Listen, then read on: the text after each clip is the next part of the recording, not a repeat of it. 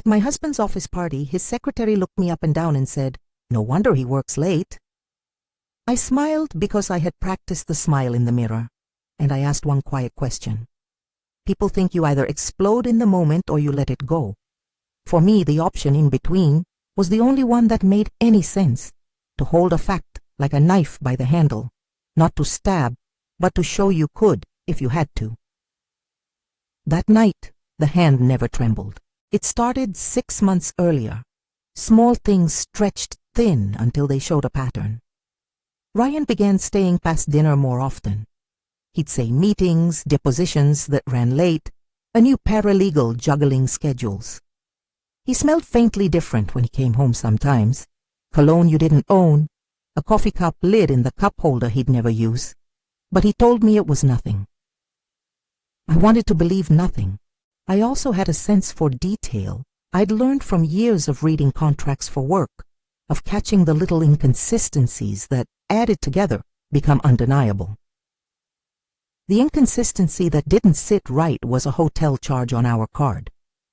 It was small, a 2-night stay at a mid-range hotel with a lobby bar the kind of people used for quick meetings. The receipt was under Ryan's expense code and marked as client accommodation. He said he had been at an emergency mediation. He hadn't mentioned it over dinner. He'd given me a story when I asked. The story would have been believable except for the way his phone would buzz and he would straighten, the way he'd close his laptop suddenly when I walked in the room. Belief is a decision. Discretion is a skill. I hired Rachel because I didn't want to be the woman who stormed a ballroom. Rachel was a private investigator with a voice like someone who had done a lot of listening. I told her what I had found and what I needed. Nothing illegal, no hacking, no secret cameras. Just records, background, and whether the pattern made the kind of picture I feared. She called me from a Target parking lot 3 weeks later, breathless with the sort of dry humor people keep when they want to soften bad news. "There's no affair," she said, blunt the way an investigator is. "Not the melodramatic kind, but there's a different mess." She sent what she could. A background check flagged a court record, sealed but notable. Billing entries that didn't reconcile. Travel expenses that looked like depositions in neighboring towns, but on dates that matched local hearings. Most important was a digital trail. Access logs showing a user had pulled settlement files from the firm's server, using Ryan's login on dates that coincided with those phantom travel charges. Rachel framed it like this. Someone had been using Ryan's credentials to access confidential files. Someone else had a reason to make it look like travel. Someone else had something to lose if the record became public. The sealed court record, Rachel found, was a DUI from October 12th. It was under Elizabeth Thornton's name. When you realize the people you love are capable of being compromised, your mind does a particular kind of arithmetic. The facts multiply like coordinates on a map. A sealed DUI becomes a liability. Access to files becomes leverage. Travel expenses that shouldn't exist become payoffs or cover. Together they sketch out a relationship that isn't just professional anymore. It's a mutual protection arrangement, a small conspiracy born not out of romance, but out of utility. We talked through motives like lawyers, because Ryan is one, because we had that shorthand that often made comfort possible. He kept saying he had never meant for things to go this far. He admitted padding hours in a way that made my stomach drop, not because it was a felony confession, but because it told me what kind of compromise he was willing to make to protect a colleague. He kept his voice low. He was ashamed in a private, mortal way. I felt betrayal in a dimension I hadn't named before. It wasn't just the moral failure. It was ordinary life rearranged. Sanctuaries change when the person you trusted to be ordinary becomes part of an arrangement you never agreed to. There's an intimacy in shared secrets, and there's a violence in being invited into one without consent. I could have confronted Elizabeth in a private email. I could have marched into the firm and demanded immediate answers. I could have called Thomas Mitchell, the senior partner, in a rage. I did none of those. I planned. The Christmas party was the perfect stage because it was public and contained the people who had the power to respond. Thomas and his wife Margaret, the partners who sign off on promotions, the associates who would whisper and remember. The ballroom was a small universe in which reputations were performed, and if you timed it right, dismantled. Timing, I told myself, was not the same as cowardice. It was a strategy. I wore red that night because red is the color that draws the eye away from panic. My dress was modest and precise, not loud but not apologetic. I wanted a face that said I belonged there. The room smelled like pines and expensive perfume, the string quartet playing arrangements of carols that made people soften and reveal little truths in their smiles. Glasses clinked. Someone laughed too loudly. Everything felt ordinary until it wasn't. Elizabeth Thornton arrived like someone who owned corners of a firm she did not technically own. She wore a smile that was application of social rules, appropriate at all times. She had a laugh that belonged to someone who knew how to position themselves in rooms full of power. She came over in a group after the partners had given their little speech about the firm's year. I stood near Ryan by the buffet, watching how her eyes moved across the room with the casual appraisal of someone who counted influence like currency. "And this is Catherine," Ryan said, and I nodded, the practiced greeting one gives at such functions. The conversation in the group was light, but Elizabeth leaned in, the kind of tilt that announced territory before words did. She looked at me with a tilt of her head and said, to the room more than to me, "No wonder he works late." There was a pleasant condescension in her tone, a laugh like she was sharing an inside joke with the other partners. You could see the calculations. She expected some ripple, maybe a comeback, possibly a laugh from Ryan. It was a jab, small, precise, and meant to wound under the guise of banter. I smiled because I had decided to smile minutes before. Her words landed like a pebble in a pond. The sound was small, but the ripples would have gone on. I let them. After the group dispersed, I lingered by the exit, letting the warmth of the ballroom pull the edges off and waiting for the right time. I told myself the question I intended to ask would be civil, and that mattered. Civility is a weapon because it doesn't look like a weapon until the other person recognizes its steel. If you raise your voice, you alert allies. If you attack, you trigger defenses. If you ask a precise question, you see who is willing to lie under pressure and who will reveal themselves. I followed Elizabeth into the hallway.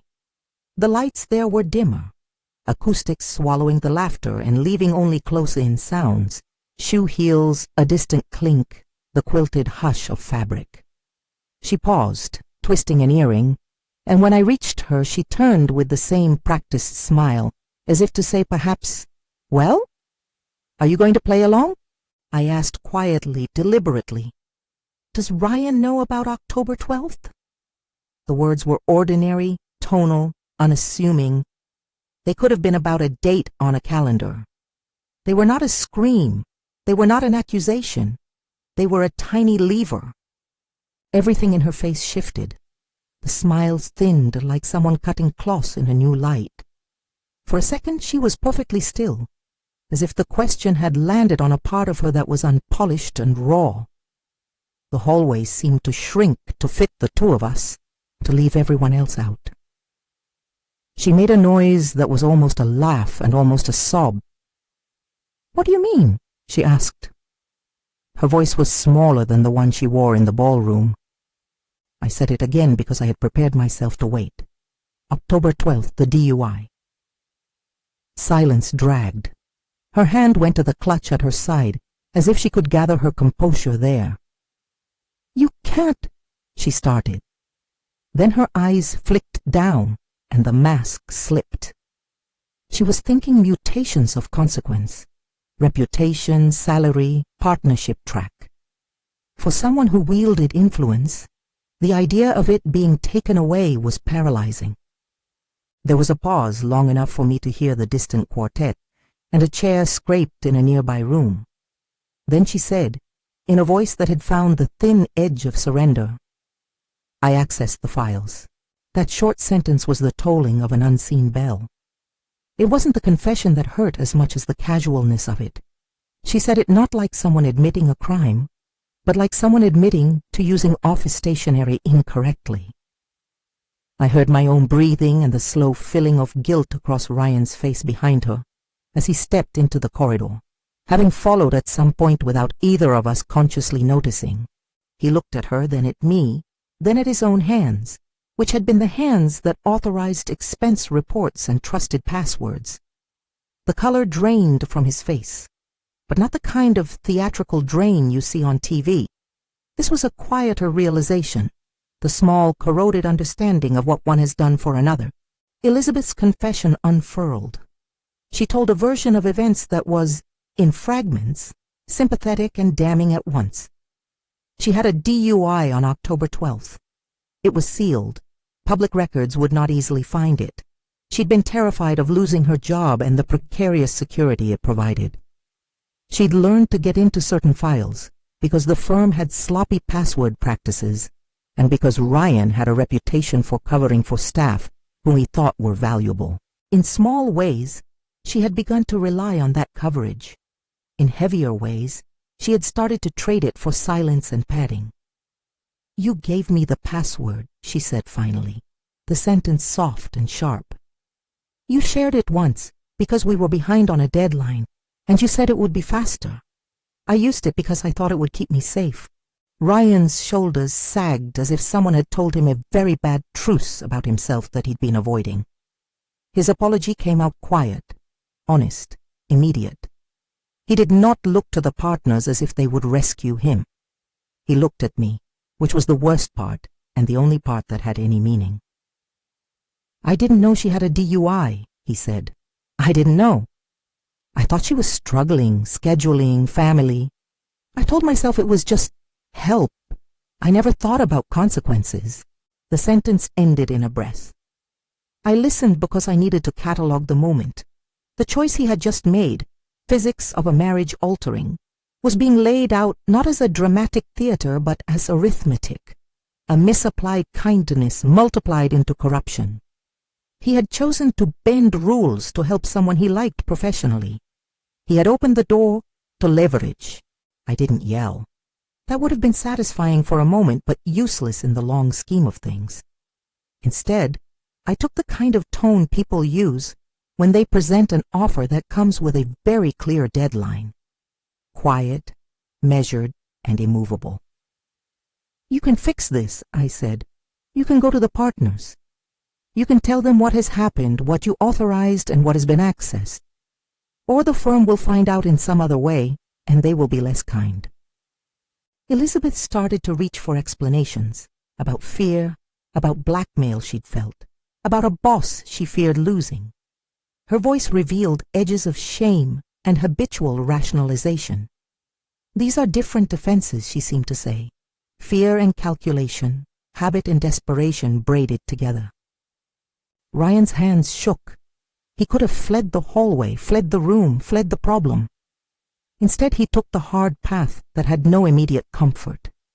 He nodded. "I'll tell them," he said, as if the words tasted of iron. He said he would check every bill, every file, every access log he had touched. He said he would arrange to correct entries that had been affected. He promised to come home on time. That last one was small but enormous. I drew a line because I am not interested in anonymous justice. I am interested in proportionality. I told Elizabeth, now not as a wife to a colleague, but as a person with leverage, that there were options. She could resign quietly with a severance and a reference that would not ruin her utterly. Or she could be exposed to the firm's formal process, which might lead to more severe professional consequences. I was not a vengeful judge. I was a person trying to salvage lives that had been intertwined in a messy way. She wept a little, the kind of small, real tears that come when a person finally drops the pretense. She chose the quiet exit. We returned to the ballroom like a pair of people who'd borne witness to the end of something. The partners were still there in their clusters, small islands of conversation and power. I walked directly to Thomas Mitchell and said, in front of him and Margaret and the present partners, that there were irregularities that needed to be reviewed. I framed it not as an accusation, but as an urgent need for the firm to audit certain billing entries and access logs. Rachel had prepared a report. I allowed it to be summarized, and then insisted that the firm call her if they wanted more detail. The advantage of doing this publicly was procedural.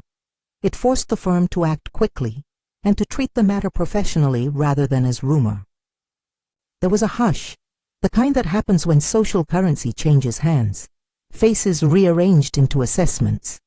Thomas's expression had a crack in it. He was a man who prided himself on stewardship, on the prestige of his name on the office door. Margaret's hand tightened on her clutch. The partners murmured. People scanned each other for fault lines. Later, in meetings that were all businesslike and lethal, Ryan confessed to the senior partners. He presented the entries he had adjusted, outlined his error in judgment, and accepted responsibility. The firm offered a path that was stern but not annihilating. A formal resignation of Elizabeth, negotiated separation terms that included a modest severance and a neutral reference, plus a suspension and a probationary period for Ryan. His partnership track was delayed. He would be reviewed again only after demonstrating months of compliance and restitution.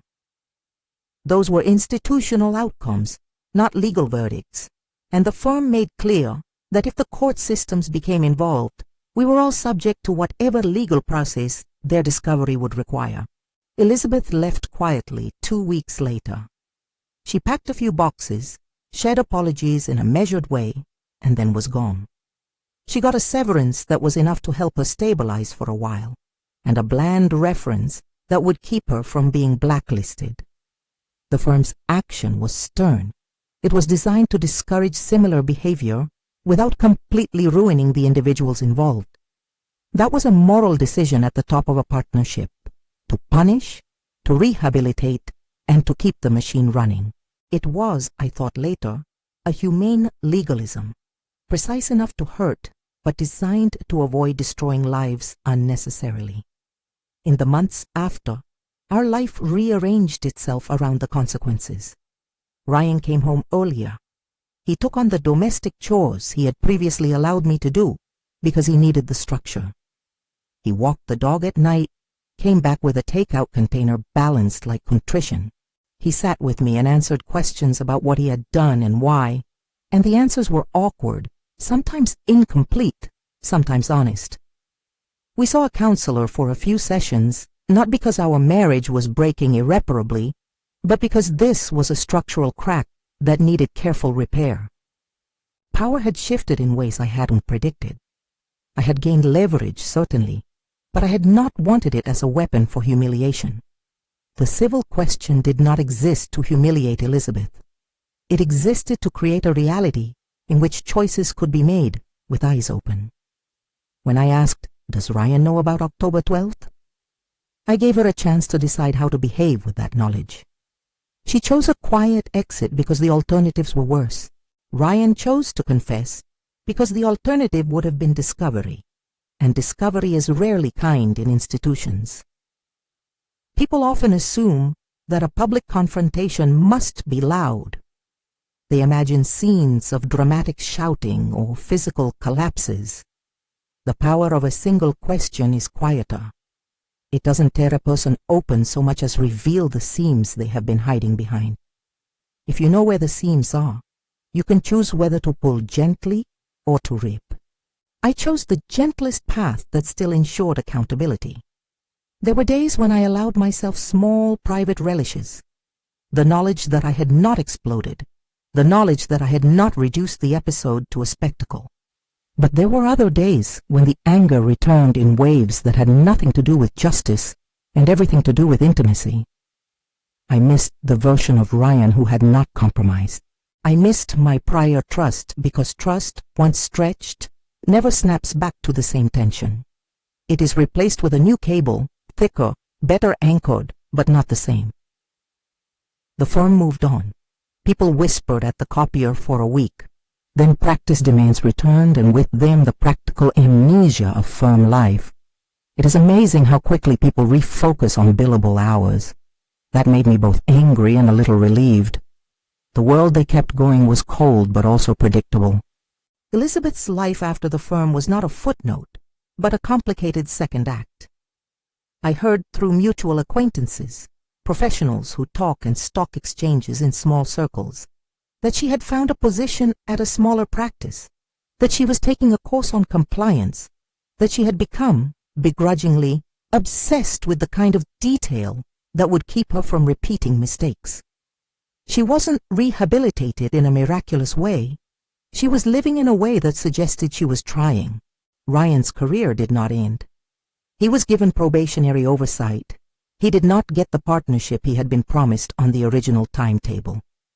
There was a price, certainly, market consequences that translated into delayed salary increases and a quiet stigma. But he also had retained his profession, and crucially, his livelihood. That was part of what I had insisted on when I negotiated in the hallway: proportionality. I wanted consequences, not annihilation, because devastation doesn't always produce the change you want. Sometimes it only hardens people into bitterness. The hardest work was the private one, the domicile of trust. There were nights I lay awake and considered all the times I'd been asked to trust without evidence, the invisible cost of a marriage that is also a professional partnership. Trust rebuilt itself not out of dramatic gestures, but through the consistent algebra of small choices. Showing up for dinner, sending a text if a meeting ran long, transparency about schedules. Ryan kept those promises, not because I demanded them like a list, but because they were the price of staying. People asked me afterwards, as if they wanted a litmus test for their own behavior, whether I regretted the publicness of it. Would I have done it differently? My answer was complex.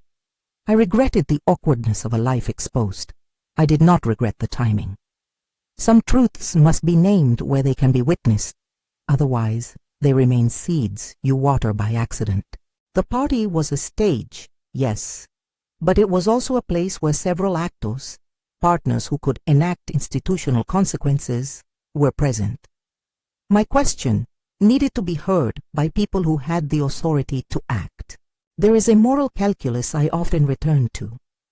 Information is power, but not power in the sense of domination. It's power insofar as it allows for choice. When you weaponize knowledge for revenge, you commit moral violence. When you use knowledge to present options to people who then choose accountability, you invite repair. That, for me, was the distinction that guided what I asked and how I asked it. The civil question worked because it cut the theater out of the moment. It turned performative mockery into a mathematical problem.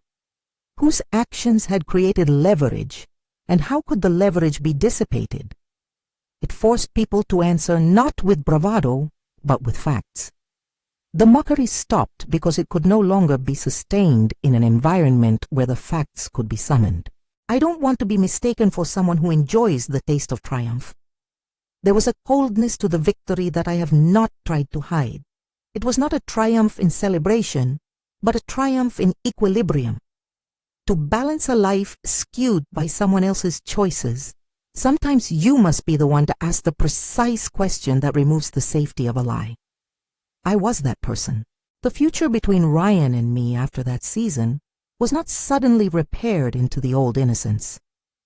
There were things that needed to be rebuilt, like a house after a storm. New windows, sure.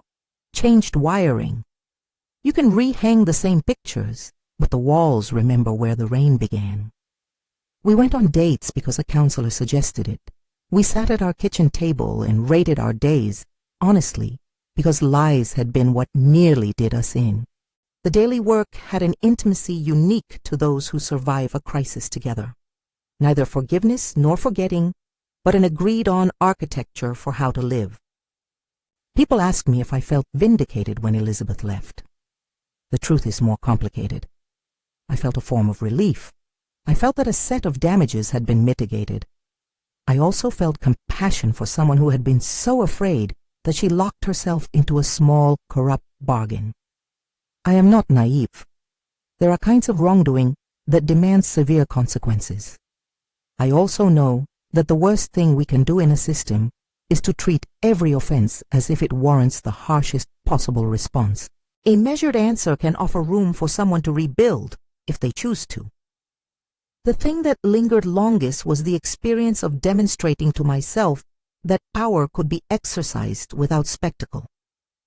I had the facts, thanks to Rachel's work, and I chose to place those facts in a public room where people who could act were present. I asked the civil question, and it stopped the mockery because it turned a jibe into an ethical problem anyone with responsibility could not ignore. I kept thinking about small practicalities afterward. How to keep our household finances separate from the mess of business. How to change passwords and insist on two-factor authentication at the office without sounding paranoid. How to make sure that kindness didn't again become a liability for someone else. Those are the dull edges of life after a breach. The prosaic, purposeful steps that become the real repair. I asked Ryan to attend a compliance workshop at the firm and to be transparent about invoices for a period. He did it without argument. Small acts are not dramatic, but they are the mortar in a repaired wall.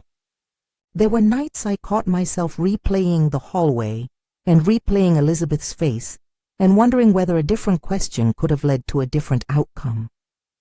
I thought about the phraseology of the question, how important it was that it be neutral and precise. Does Ryan know about October 12th? Could have been accusatory in tone. It wasn't. It was a lever that revealed who would lie and who would fold. It revealed character. When people ask me now what gave me the courage, I tell them the practical truth. Preparation and a sense of proportionality. I had hired someone competent to gather facts. I had rehearsed the exact words I would say. I had a clear boundary about what I would accept in response. Courage does not mean you leap into the void. Sometimes it means you line up the pieces so the moment you need to speak is the moment you are most effective. My last thought for a long time after things had settled was this. The right question at the right place can do something that shouting never will. It can collapse a lie with surgical precision. It can give people a chance to make choices in front of witnesses. It can call forth accountability without spectacle. In a marriage and in a workplace, those are rare and valuable things. If you have been following a story like this and it speaks to you, if you like hearing about ordinary people who choose to reclaim their lives with calm rather than fury, subscribe for more. I shared mine because the mechanics of a fall often look the same at the start. Small compromises, small rationalizations, and because the way out often looks quieter than you'd expect. Some things remain unresolved. Ryan and I are rebuilding on a new foundation. Time will tell if the cracks heal into a seam that is stronger.